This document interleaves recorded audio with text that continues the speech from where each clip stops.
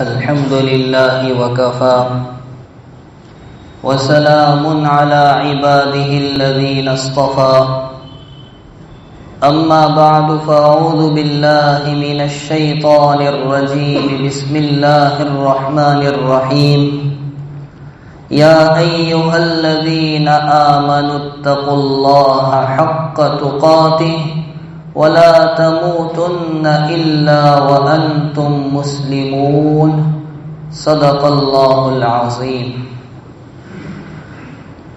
قابل احترام بزرگوں اور دوستوں، سورہ آل عمران کی اس آیت میں ایمان والوں کو تقوی کا حکم دیا گیا کہ اللہ سے ڈرو جیسا کہ ڈرنے کا حق ہے۔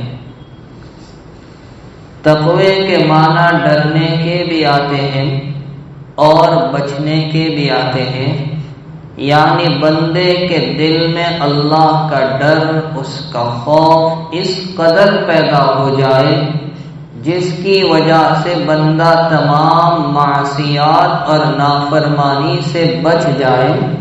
اس کو عربی زبان میں تقوی کہا جاتا ہے۔ ایک مرتبہ حضرت عمر فاروق رضی اللہ تعالی عنہ نے حضرت ابی بن کعب رضی اللہ تعالی عنہ سے پوچھا، تقوی کس کو کہتے ہیں، اس کی حقیقت کیا ہے؟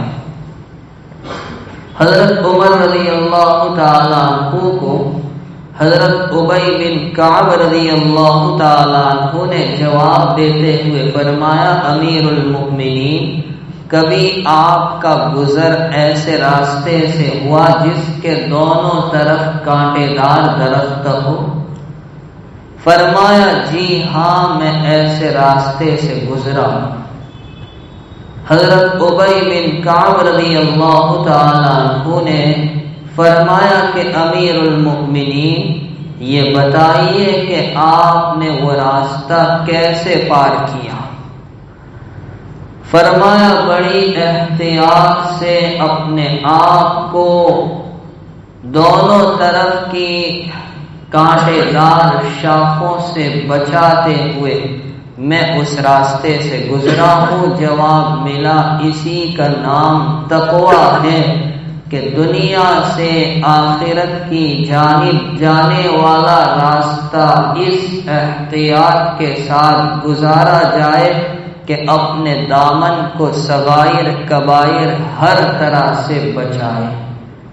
اسی کو عربی کے کسی شاعر نے اس طرح بیان کیا، خل الذنوب صغیرہا وکبیرہا ذات التقی، کہ تو صغیرہ کبیرہ کو چھوڑ دے، اسی کا نام تقوی ہے۔ وَاصْنَعْ كَمَاشٍ فَوْقَ أَرْضِ الشَّوْكِ يَحْذَرُ مَا يَرَى، تو ایسے ہو جا جیسے خاردار کانٹے دار راستے پر چلنے والا ہوتا ہے جو اپنے آپ کو بچاتے ہوئے چلتا ہے۔ لَا تَحْقِرَنَّ صَغِيرَةً ان الجبال من الحصى، کسی صغیرہ کو کبھی حقیر مت سمجھنا، اس لیے کہ بڑے پہاڑ چھوٹے سنگریزوں سے مل کر ہی بنا کرتے ہیں۔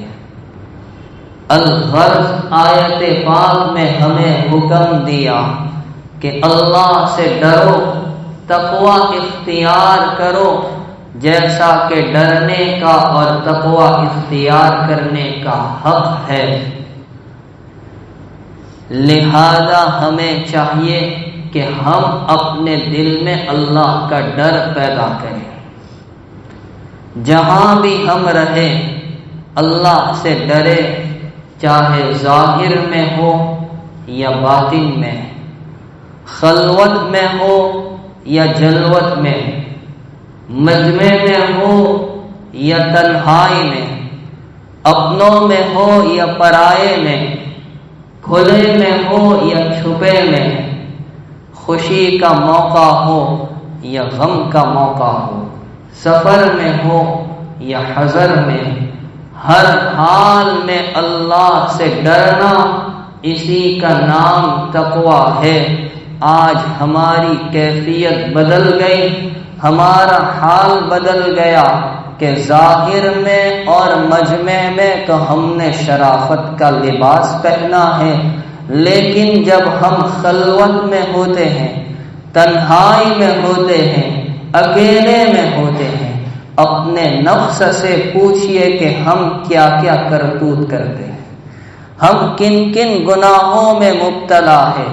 ہماری تنہائیاں، ہماری خلوتیں پاک نہیں، تو آج کی اس مجلس میں ہم یہی سمجھیں گے کہ خلوت میں، تنہائی میں گناہ کے کیا نقصانات ہیں اور اس سے کیسے بچا جائے، اس پر کیا وعیدیں آئی ہیں۔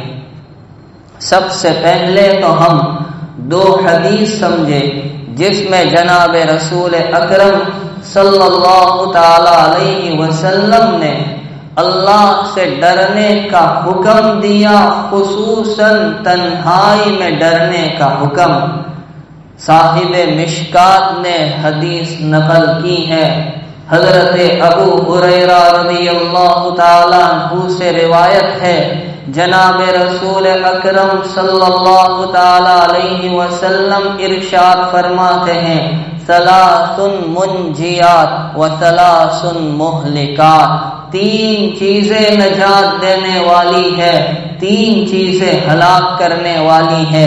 نجات دینے والی تین چیزیں کون سی؟ پیارے آقا فرماتے ہیں، اما المنجیات فتقوی اللہ فی السر والعلانیہ۔ پہلے ہی نمبر پر فرمایا کہ اگر تم واقعی نجات چاہتے ہو، دنیاوی اعتبار سے بھی، اخروی اعتبار سے بھی، تو اللہ سے ڈرنے کو لازم پکڑو، فی السر، اس کو پہلے لائے، خلوت میں، والعلانیہ، اور جلوت میں، تنہائی میں اور مجمع میں۔ اور دوسری حدیث جو حضرت ابو ذر غفاری رضی اللہ تعالی عنہ سے مروی ہے، جناب رسول اکرم صلی اللہ علیہ وسلم نے انہیں تین نصیحتیں کی تھی، جن میں پہلی نصیحت کرتے ہوئے آقا نے فرمایا تھا، اتق اللہ حیثما کنت، کہ ابو ذر تم اللہ سے ڈرو جہاں بھی تم رہو، چاہے تم مجمع میں ہو یا تنہائی میں ہو، خلوت میں ہو، جلوت میں ہو، ظاہری حالت ہو یا باطنی حالت ہو، سفر میں ہو یا حضر میں، چھپے میں ہو، کھلے میں ہو، خوشی کا موقع ہو یا غمی کا، ہر حال میں اللہ کے ڈر کو لازم پکڑو۔ آج ہماری تنہائیاں، ہماری خلوتیں پاک نہیں، جس کے بہت سے مفاسد اور نقصانات ہم دیکھتے ہیں۔ ذرا مختصراً سمجھے کہ تنہائی کے گناہ کا وبال کیا ہے، تنہائی کے گناہ کے نقصانات کیا ہے۔ پہلا نقصان نیکیوں کا برباد ہونا، نیکیوں کا مٹ جانا۔ ابن ماجہ شریف کی روایت ہے، حضرت ثوبان رضی اللہ تعالیٰ عنہ سے منقول ہے، رسول خدا صلی اللہ تعالیٰ علیہ وسلم نے ارشاد فرمایا، میری امت میں کچھ لوگ ہوں گے جو قیامت کے دن تہامہ کے پہاڑوں کے برابر، یعنی ڈھیر ساری نیکیاں لے کر آئیں گے، لیکن اللہ جل جلالہ ان کی نیکیوں کو فضا میں اڑا کر راکھ کی طرح بنا دے گا۔ راوی کہتے ہیں، ہم نے نبی کریم صلی اللہ علیہ وسلم سے عرض کیا، پیارے آقا آپ بتا دیجئے کہ وہ کون لوگ ہوں گے تاکہ لا علمی نادانی اور جہالت کی بنا پر کہیں ہم ان میں شامل نہ ہو جائے۔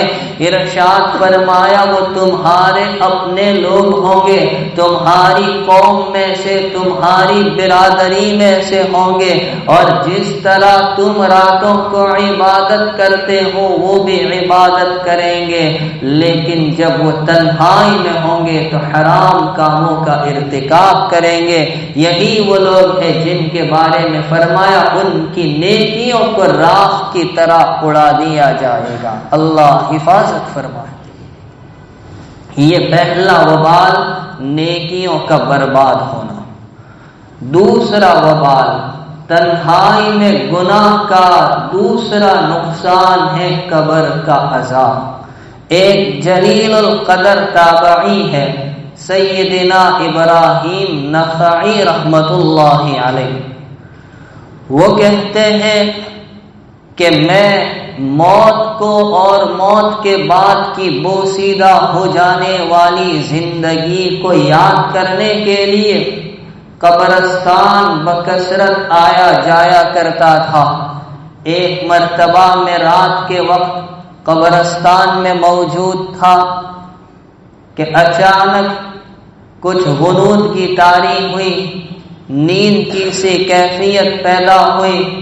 میں نے اس حالت میں ایک خواب دیکھا کہ ایک قبر کھلی ہے، ایک مردہ لیٹا ہے، عذاب کے فرشتے کھڑے ہیں اور آگ کی ایک زنجیر دیتے ہوئے کہہ رہے کہ اس کو اس کے منہ سے ڈال کر پاخانے کے مقام سے نکالو۔ وہ کہتا ہے پروردگار، کیا میں تیرے کلام کی تلاوت نہیں کرتا تھا؟ کیا میں تیرے محترم مکان کا حج نہیں کرتا تھا؟ دوسرے نیک اعمال بتائے گا، مثلا کیا میں نمازیں نہیں پڑھتا تھا؟ کیا میں رمضان شریف کے روزے نہیں رکھتا تھا؟ کیا میں اپنے اموال کی زکوٰۃ نہیں دیتا تھا؟ ارشاد ہوگا کہ سب کچھ کرتا تھا، لیکن جب تو تنہائی میں ہوتا تھا تو تنہائی میں میری معاصی اور نافرمانی کے ارتکاب سے تو مجھ سے جنگ کا اعلان کیا کرتا تھا۔ تو یہ دوسرا وبال، دوسرا نقصان قبر کا عذاب۔ تیسرا نقصان تنہائی میں اور خلوت میں گناہ کا تیسرا نقصان ہے جنت سے محرومی۔ اللہ حفاظت فرمائے۔ حدیث پاک میں ہے، حضرت عدی بن حاتم رضی اللہ تعالیٰ عنہ سے روایت ہے، رسول اکرم سرکار دو عالم صلی اللہ تعالیٰ علیہ وسلم نے ارشاد فرمایا، قیامت کے دن کچھ لوگوں کو لایا جائے گا اور حکم ہوگا کہ ان کو جنت کے قریب لے جاؤ۔ جنت کے قریب لے جایا جائے گا، وہاں سے مہکنے والی اٹھنے والی خوشبو کو وہ سونگھیں گے، وہاں کے عالی شان محلات کو اور وہاں کی ابدی و لازوال نعمتوں کو دیکھیں گے۔ اس کے بعد فرشتوں سے کہا جائے گا کہ ان کو لے جاؤ جہنم میں ڈال دو۔ تو وہ بڑی حسرت اور پچھتاوے کے ساتھ، افسوس کے ساتھ لوٹیں گے اور کہیں کہ پروردگار، یہ ابدی نعمتیں دکھانے سے پہلے ہی تو ہمیں جہنم میں ڈال دیتا تو یہ ہمارے لیے آسان تھا۔ تو نے یہ نعمتیں دکھائی اور پھر ہمیں حکم دیا کہ اب جہنم میں ڈال دو، اس سے تو بہتر تھا یہ نہ دکھاتا۔ اللہ تعالی کی جانب سے جواب ہوگا کہ میں نے یہ قصداً کیا ہے، اس لیے کہ تم جب تنہائی میں ہوتے تھے تو میری نافرمانی کر کے مجھ سے جنگ کا اعلان کیا کرتے تھے۔ جب تم مجمع میں ہوتے تو لوگوں کے ساتھ تواضع سے پیش آتے، اور جب تم مجمع میں ہوتے لوگوں سے ڈرتے، مجھ سے نہیں ڈرتے تھے، ان کی عزت کرتے تھے، میری عزت نہیں کرتے تھے، ان کی وجہ سے گناہوں کو چھوڑتے تھے لیکن میری وجہ سے گناہوں کو نہیں چھوڑتے تھے۔ اس طرح تم نے مجھ سے جنگ کا اعلان کر رکھا تھا، اسی لیے میں نے حکم دیا ان کو جنت کے قریب لے جاؤ اور پھر وہاں سے ان کو مایوسی کے ساتھ لوٹا کر جہنم میں ڈال دو۔ یہ تین بڑے نقصان ہیں، نیکیوں کا برباد ہونا اور قبر کا عذاب اور اس طرح سے جنت سے محرومی۔ اب سوال یہ ہوتا ہے کہ تنہائی کے، خلوت کے یہ جو گناہ ہے، ان گناہوں سے، ان نقصانات سے اور ان پر آنے والے عذاب اور وعیدوں سے ہم کیسے بچنے کی شکل کیا ہے؟ تو سب سے پہلے نمبر پر اس کا علاج یہ ہے کہ ہم یہ سوچیں کہ ہمارے خالق و مالک نے ہمیں جو زندگی دی ہے وہ ہمارا امتحان لے رہا ہے۔ ہمارا امتحان صرف مجمع میں نہیں لیا جاتا، اس سے بڑا امتحان ہمارا خلوت اور تنہائی میں لیا جاتا ہے۔ قرآن کریم کی ایک مثال سے سمجھے کہ جو بندہ حج یا عمرے کا احرام باندھ لے، اس کے لیے احرام میں آنے کے بعد شکار کرنا جائز نہیں، چاہے کوئی دیکھے یا نہ دیکھے۔ قرآن کریم نے کتنے پیارے انداز میں کہا، یا ایھا الذین آمنوا لیبلونکم اللہ بصید تنالہ رماحکم وایدیکم۔ اللہ تعالیٰ تمہیں شکار کے کچھ جانوروں کے ذریعے آزمائیں گے، امتحان لیں گے، اور جن کو تمہارے ہاتھ اور نیزے پہنچیں گے، اتنے قریب تم ہو گئے۔ کیوں امتحان لیں گے؟ تاکہ اللہ جان لے من یخافہ بالغیب، کہ کون اس سے بن دیکھے ڈرتا ہے۔ گویا اللہ ہمارا امتحان لینا چاہتا ہے کہ کون ڈرتا ہے اس سے۔ تو سب سے پہلا علاج کہ ہم یہ سوچ لیں، چاہے خلوت میں ہو، چاہے جلوت میں، مجمع میں ہو یا تنہائی میں، کہ ہمارا امتحان لیا جا رہا ہے۔ اگر یہ بات پیش نظر رہے تو کبھی ہم دکان پر CCTV لگا ہو تو ہم وہاں کوئی نامناسب حرکت کرنے سے بچتے ہیں، رب العالمین تو ہما وقت ساتھ میں۔ دوسرے نمبر پر ہم یہ سوچیں کہ ہمارا پروردگار ہمیں دیکھ رہا ہے، ہماری ہر نقل و حرکت کو نوٹ کیا جا رہا ہے۔ اس نے تو یہ ارشاد فرمایا ہے، یعلم خائنۃ الاعین وما تخفی الصدور، وہ آنکھوں کی خیانت کو بھی جانتا ہے، دلوں کے اسرار اور بھید سے بھی وہ بخوبی واقف ہے۔ بعض اسلاف سے تو یہ بات منقول ہے، اگر کوئی بندہ تنہائی میں گناہ کر رہا ہو، دروازے پر پردہ پڑا ہو اور اسے ڈر ہو اس بات کا کہ کہیں یہ پردہ اٹھ نہ جائے، وہ پردہ اٹھنے سے تو ڈرتا ہے لیکن اللہ سے نہیں ڈرتا۔ علماء نے لکھا ہے کہ اس کا اللہ سے نہ ڈرنا، پردے کے اٹھنے سے ڈرنا، یہ ڈرنا گناہ کرنے سے زیادہ سخت ہے۔ تو دوسرے نمبر پر ہم اس بات کو سوچے کہ ہمارا رب ہماری ہر نقل و حرکت کو دیکھ بھی رہا ہے، لکھ بھی رہا ہے، کراما کاتبین یعلمون ما تفعلون۔ تیسرے نمبر پر ہم اس بات کا خیال رکھیں کہ جس طرح ہمارا پروردگار ہماری نقل و حرکت کو دیکھ رہا ہے، نوٹ کر رہا ہے، اس نے ہمارے جسم میں، بدن میں جو اعضاء رکھے، یہ اعضاء ہمارے پاس امانت کے طور پر رکھے گئے، ہم ان کا صحیح استعمال کر رہے ہیں یا غلط، چاہے ہم یہ خیال کریں اس تنہائی میں دیکھنے والا کوئی نہیں، لیکن یہی اعضاء جن سے ہم نے نافرمانیاں کی، وہ ہمارے خلاف بولنے کو تیار۔ روزانہ سورہ یاسین کی ہم تلاوت کرتے ہیں، کیا کبھی گزرتے ہوئے اس آیت پر آپ نے غور نہیں کیا؟ رب کریم کیا فرماتا ہے؟ الیوم نختم علی افواہہم وتکلمنا وتكلمنا أيديهم وتشهد أرجلهم بما كانوا يكسبون. 10 مرتبہ یہ آیت پڑھی، ذرا مفہوم بھی سمجھتے جائے. آج کے دن ہم انسان کے منہ پر مہر لگا دیں گے، ٹیپ مار دی جائے گی. وتكلمنا أيديهم، لوگوں کے ہاتھ ہم سے کلام کریں گے، ان کے پیر گواہی دیں گے ان سیاہ کرتوت کی جو مجمع میں یا تنہائی میں کیا کرتے تھے. تو ہم تیسرے نمبر پر اس بات کو سوچے کہ ہمارے اعضاء ہمارے خلاف گواہی دینے کو تیار. چوتھے نمبر پر ہم یہ خیال کریں کہ ایک دن یہ زندگی فانی ہے اور ہمیں قبر کی زندگی میں جانا ہے، جہاں ابدی طور جہاں ایک لمبے زمانے کے لیے ہمیں رہنا ہے. پیغمبر علیہ السلام ایک قبر کے پاس تشریف فرما تھے. آپ نے اپنے اصحاب سے خطاب کرتے ہوئے فرمایا کہ تم جانتے ہو یہ قبر کیا اعلان کرتی ہے؟ فرمایا یہ قبر کہتی ہے اے ابن آدم تو مجھ سے غافل ہو گیا، مجھے بھول گیا، تجھے معلوم نہیں انا بیت الغربتی، میں اجنبیت کا گھر ہوں. انا بیت الوحدتی، میں تنہائی اور خلوت کا گھر ہوں.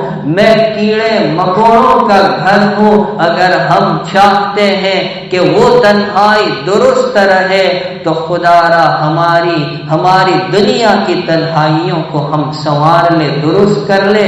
یہاں کی تنہائی درست رہے گی تو انشاءاللہ وہاں کی تنہائی درست رہے گی. اور اگر یہاں کی خلوتیں بگڑ گئی تو پھر وہاں کی خلوت، وہاں کی تنہائی میں اس وقت کیا حال ہوگا، اللہ حفاظت فرما. یہ چوتھی بات ہے. نمبر 5، اگر ہم چاہتے ہیں ہماری تنہائی درست رہے، ہماری خلوتیں سلامت رہے، محفوظ رہے، تو ہم یہ سوچے کہ جو کچھ کر رہے ہیں سب کا حساب وہاں دینا ہے. ترمذی شریف کی روایت میں ہے، جناب رسول اکرم صلی اللہ علیہ وسلم نے فرمایا لا تزول قدم ابن آدم یوم القیامت عند ربه حتى يسأل عن 5. بنی آدم کے قدم رب العالمین کے سامنے سے اس وقت تک ہٹ نہیں سکتے، ٹل نہیں سکتے جب تک 5 چیزوں کے بارے میں سوال نہ ہو. ان میں 2 سوال شروع کے غور کیجئے. اللہ کے نبی علیہ السلام فرماتے ان عمرہ فیما افنا، تو نے اپنی زندگی کہاں فنا کی؟ ہم نے تجھے 60 سال کی، 70 سال کی، 80 سال کی زندگی دی تھی، انہیں کہاں کھپایا؟ انہیں ہماری اطاعت کے کام میں استعمال کیا یا معاصی اور نافرمانی میں؟ دوسرا سوال ہوگا وعن شبابہ فیما ابلا، اپنی جوانی کو کہاں برباد کیا؟ تو آج جو ہم جوانی کے جوش میں اڑے جا رہے ہیں اور یہ خیال کرتے کہ کون دیکھنے والا، لوگوں کے طعنے سے ہم بالکل بے فکر ہو چکے ہیں. یہ ہماری غلط فہمی ہے. ایک ایک چیز کا ہمیں جواب دینا ہوگا اور ہمارے پاس اس کے لیے کوئی تیاری کے اسباب نہیں ہے. نمبر 6، اگر ہم چاہتے ہیں ہماری تنہائی سلامت رہے تو تنہائی میں گناہ کے بجائے اللہ سے ڈرنے اور اس کے سامنے رونے، آنسو بہانے کی عادت ڈالے. امام بخاری رحمت اللہ علیہ نے روایت نقل کی ہے، کل قیامت میں جب نفسی نفسی کا عالم ہوگا، لوگ اپنے اپنے عمل کے اعتبار سے پسینے میں ڈوبے ہوں گے. جن 7 خوش نصیب بندوں کو عرش الہی کا سایہ ملے گا، ان ان میں سے شروع کے میں 6 نہیں بتلا رہا ہوں، نمبر 7 پر نبی کریم صلی اللہ علیہ وسلم نے فرمایا وَرَجُلٌ ذَكَرَ اللَّهَ خَالِيًا فَفَاضَتْ عَيْنَاهُ، وہ آدمی جو تنہائی میں اللہ کو یاد کرے اور تنہائی میں اللہ کو یاد کر کے آنسو بہائے۔ ذرا ہم سوچے، خیال کرے، ہماری تنہائی اللہ کی یاد میں گزر رہی ہے یا اللہ کی نافرمانی میں گزر رہی ہے۔ اسی طرح ہم اس حدیث کو اپنے پیش نظر رکھے۔ حضور پاک صلی اللہ علیہ وسلم نے کیا فرمایا؟ اغتنم خمسا قبل خمس، 5 چیزوں کو غنیمت جان لو 5 چیزوں سے پہلے۔ شبابک قبل حرمک، جوانی کو بڑھاپے سے پہلے۔ وصحتک قبل سقمک، اپنی تندرستی کو بیماری سے پہلے۔ وغناک قبل فقرک، مالداری کو فقیری سے پہلے، اپنی زندگی کو موت سے پہلے۔ ایک طرف اللہ کے نبی علیہ السلام ہمیں زندگی کی، جوانی کی، صحت کی، فراغت کی، قدر کی تعلیم دے رہے ہیں، دوسری طرف ہم رب العالمین کی جانب سے ملی ہوئی ان نعمتوں کو معاصی میں، نافرمانی میں برباد کر رہے ہیں۔ میرے والد صاحب رحمت اللہ علیہ ایک واقعہ 10 مرتبہ سنایا کرتے تھے۔ حضرت عمر رضی اللہ تعالیٰ عنہ کے زمانے میں ایک نوجوان گھر سے مسجد، مسجد سے گھر، اس کے علاوہ اس کا کوئی تعلق نہیں تھا۔ ایک مرتبہ حضرت عمر رضی اللہ تعالیٰ عنہ نے غائب پایا، تحقیق کی وہ کہاں ہے، اس کے گھر پہنچے، پتا چلا اس کا انتقال ہو گیا۔ حضرت عمر رضی اللہ تعالیٰ عنہ کو بڑا افسوس ہوا، پوچھا کیسے؟ گھر والوں نے بتایا ہمارا نوجوان بڑا شریف، گھر سے مسجد، مسجد سے گھر کے علاوہ اس کا کوئی رشتہ تعلق نہیں تھا، لیکن آنے جانے کے راستے میں ایک عورت کا مکان تھا جو اسے اپنی جانب بلا کر ورغلایا کرتی تھی۔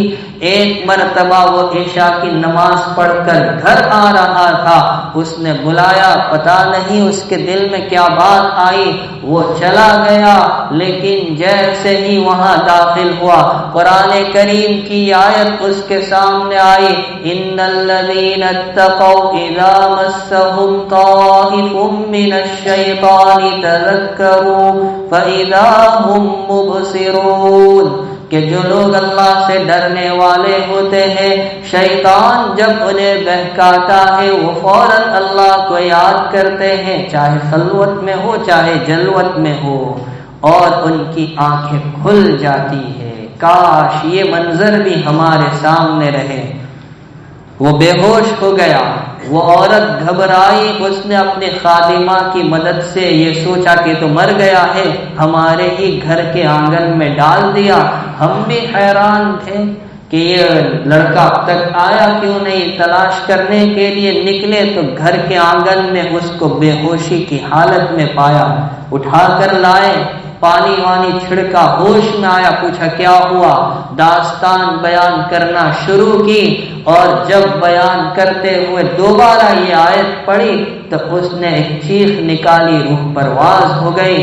امیر المؤمنین، رات ہی میں ہم نے اسے دفن کیا، رات میں ہم نے آپ کو زحمت دینا گوارا نہیں کیا۔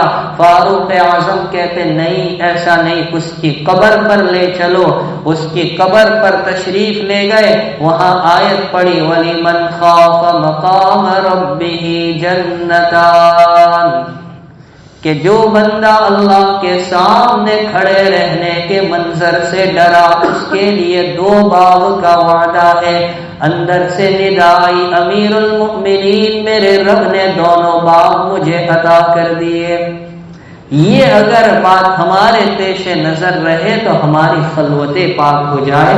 اور ایک بات نبی علیہ السلام نے جو دعا سکھلائی، یہ دعا اگر عربی میں یاد ہو جائے تو بہت ٹھیک، نہ تو اردو میں یاد کر لیجئے، اللہم اجعل سریرتی خیرا من علانیتی واجعل علانیتی صالحا، اے اللہ میری تنہائی کو، میرے باطن کو ظاہر سے اچھا بنا دے اور میرے ظاہر کو نیک اور پاکیزہ بنا دے۔ یہ دعا کا ہم اہتمام کریں میرے بھائیوں۔ آج ہماری خلوت اور جلوت یکساں نہیں، ظاہر کچھ اور ہے، باطن کچھ اور ہے۔ مجمع میں تو ڈرتے ہیں، تنہائی میں نہیں ڈرتے، اور سارا ستیہ ناش موبائل نے کر دیا ہے۔ بستر پر بیوی کے ساتھ لیٹے ہیں تو بھی بدنگاہی کے گناہ میں مبتلا ہے۔ بلکہ ایک قدم آگے بڑھ کر کہو، علماء نے یہاں تک لکھا ہے کہ اپنے خصوصی تعلق قائم کرتے وقت اگر پرائی عورت کا تصور کیا جائے تو اس میں بھی زنا کا گناہ لکھا جاتا ہے۔ ذرا اپنی تنہائیوں کا جائزہ لے، کیا ہماری خلوتیں جلوتیں یکساں ہے؟ کاش یہ بات سمجھ میں آ جائے۔ اللہ تعالی ہم تمام کی تنہائیوں کو سنوار دے، ظاہر کو بھی سنوار دے، باطن کو بھی سنوار دے۔ حق تو یہ ہے کہ ہماری یہ تنہائی صحیح نہیں، کیا ہوگا قبر کی تنہائی کا؟ رب کریم اپنا خصوصی فضل فرمائے۔ آمین۔ وآخر دعوانا الحمد للہ رب العالمین۔